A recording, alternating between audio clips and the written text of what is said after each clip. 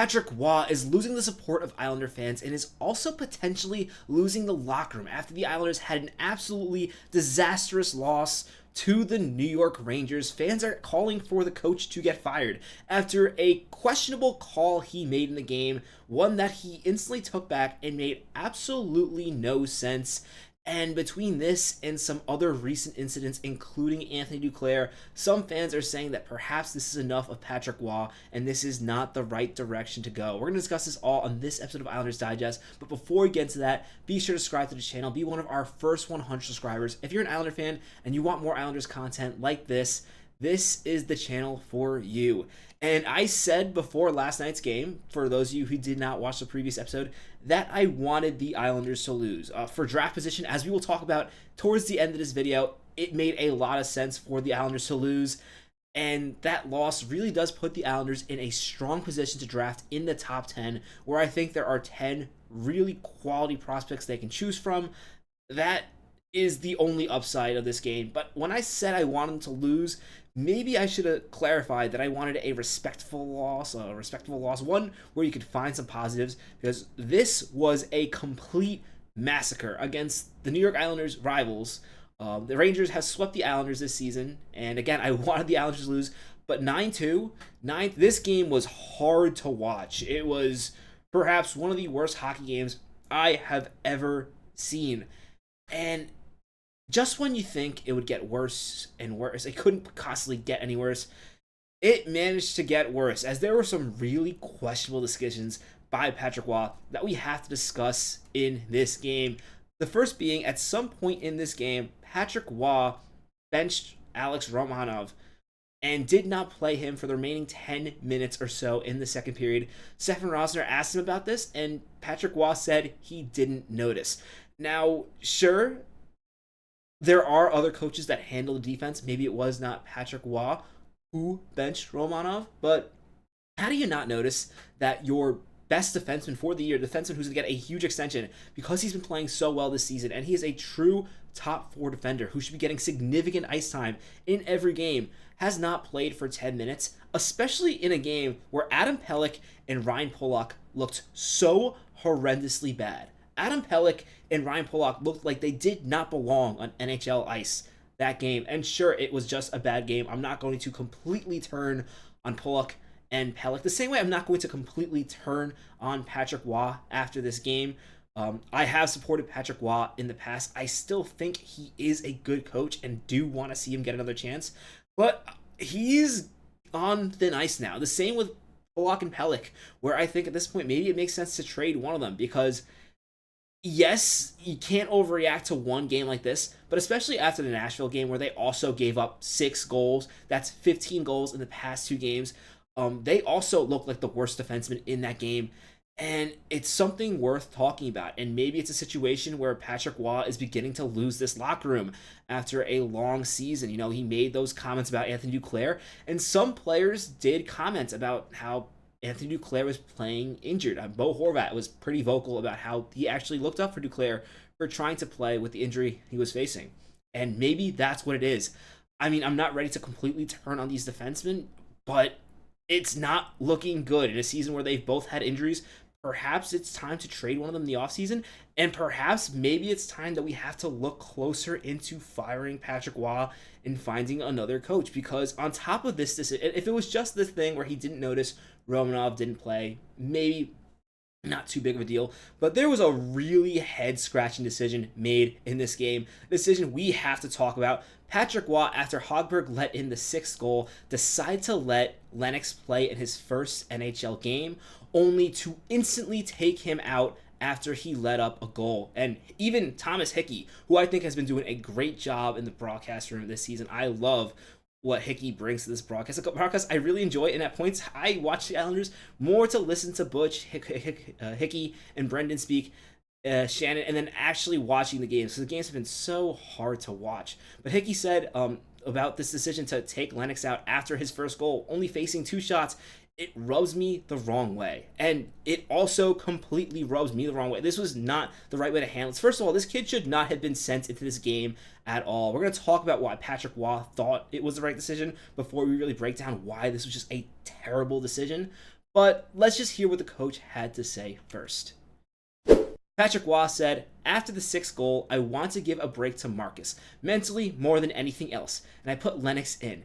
And when I saw the first goal, it's on me. Maybe I should have kept Hogberg in. The kid did not have a chance to practice, and I thought it was unfair to him to put him out there like this. So that's why I put Marcus back in, didn't want to expose him and put him in a tough spot." That's a quote by Patrick Waugh, and wow, there's just so much to unpack here. This kid drove all the way to this game to play or to at least sit on the bench for his first ever NHL call-up. He's only 22 years old, just recovering from knee surgery. He's only played 4 games in the minor leagues this season, has played 4 games for the AHL, and as we talked about in the previous episode, has not put up great numbers yet. Again, he is still recovering, so I don't expect him to put up great numbers, but this is a kid who has barely played at all this season. And after not even watching him practice, you just threw him in a game. That in itself is the wrong decision to make. Now you can argue Hogberg was not having a great night. He needs to get him out there. It was unfair to really watch him suffer in that game. And even if you want to make that argument, then when you put Lennox in, you can't take him out. This is his first NHL game, as Hickey really talked about after the game. And I definitely recommend you find that clip and give it a watch. We don't know if Lennox is ever going to get an opportunity like this again. This might be the only time he ever plays in the NHL. Sure, he's only 22, but he has really struggled so far as a prospect after getting drafted 3rd overall. This might be his only chance to play in the NHL, and you pulled him after the first goal he let up. Was it a good goal that he let up? No. But were any of the goals that Hogberg let up good? No. This was a terrible effort by the Islanders from offense to defense. The entire team played bad. I know Patrick Waugh was talking after the game for some reason about how many shots the Islanders took and how they took a lot of shots and therefore they tried hard. And I'm not even going to start to break that. I am so tired of this talking. Well, they tried hard. They lost the game. Can we please have some accountability? Defensively, they all look completely out of place, and this is a team that we know when they're trying to win knows how to play defense. So that's completely unacceptable. Also, especially when Lennox came into the game, the team couldn't try to play better defensively, knowing this kid was 22 and he was just getting thrown out there against a really strong Rangers team. Just so many things frustrate me about this game, but the way Patrick Waugh handled it was not good. And again, I'm not going to say just fire him because of this, but if this happens a few more times to end the season, if the Islanders have a few more games where it really looks like he's lost this locker room and there's really no answer to that, then I think we really have to ask if Patrick Waugh is the right coach for next season, because this is looking really bad.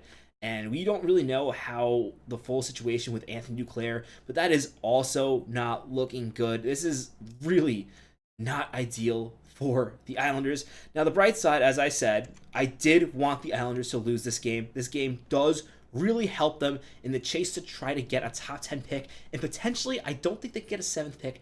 Maybe. But realistically, perhaps an 8th pick, which would be huge. I think this draft is really deep in in the higher end, but it's not a deep draft, so you want to get one of these kids early. And slipping every position down really helps you potentially get a kid who is slipping down the draft, who can really help the Islanders retool this team fast, because I do not want to go into 10-year rebuild mode again. I don't think I can do that again. So hopefully you can slip a little bit further down the draft. You can see now the Rangers are 2 positions ahead of us. So I also like that, the Rangers are not picking right behind us. I don't want to miss somebody and then pick them up right away. But as you can see, just looking at the schedule really quickly, I do want to point out Anaheim Ducks have played 1 more game than us, but they are 1 point behind. If the Anaheim Ducks get a win, the way the Islanders have been playing recently, you can potentially see them losing out.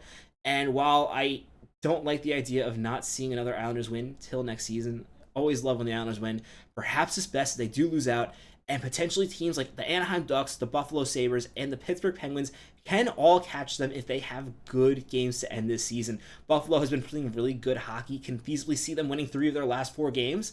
The Islanders only win 1 game or no games. Buffalo Sabres will pass them, and that will improve the Islanders' pick. So that is really the only positive thing we can take out of this absolute disaster of a game. But I do want to leave this on a higher note, because as you know, I'm a big Optimist fan, even when the Islanders give me absolutely nothing to be optimistic about. I find something. And that thing yesterday was after this game, I turned the TV off and I put on the college Frozen 4 game. And Cole Eisman had a big goal in the second period, scoring the game-winning goal for Boston University, and they are now going to be playing in the finals tomorrow for the Frozen Four. So on the bright side, at least we have Islanders prospects to look forward to. And Cole Eisman, watching that game, he looks good. There are some things he needs to work on, had a turnover here and there, but he hits hard, and man, when he gets a chance, he scores. He almost got another one. Really good tip in front of the net, so yes, the positive of last night's game was watching Islanders prospects in college, because there is nothing to be positive about after that loss to the Rangers except maybe the Islanders draft position, and we will see who the Islanders get in the draft. It will be talking more about the draft as this season comes to a close. Let me know your thoughts about all this. Do you think Patrick Waugh should be the coach of the Islanders moving forward? What did you think about his comments? And do you think there's a way for him to come back from this? I'd love to know your thoughts in the comments below. As always, if you haven't already, please sure to subscribe to the channel. It really helps us out. And I'm Patrick Nilan. Let's go Islanders.